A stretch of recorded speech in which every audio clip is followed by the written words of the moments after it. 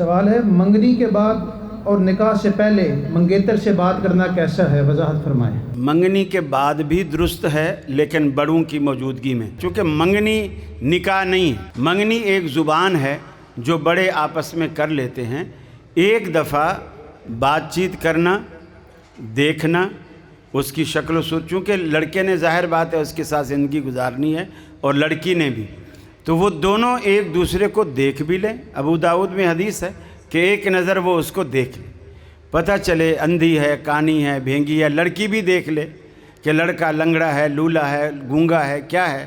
تو لوگ دھوکے بھی دیتے ہیں کہ ایک اچھا بھلا خوبصورت بھائی دکھاتے ہیں اور شادی کے وقت دوسرا بھائی نکال دیتے ہیں۔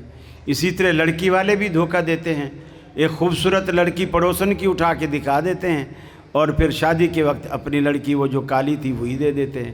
تو اس لیے اس دھوکے سے بچنے کے لیے شریعت نے کوئی بھی چور بازاری کا راستہ رکھا ہی نہیں، سارے دروازے بند کر دیے۔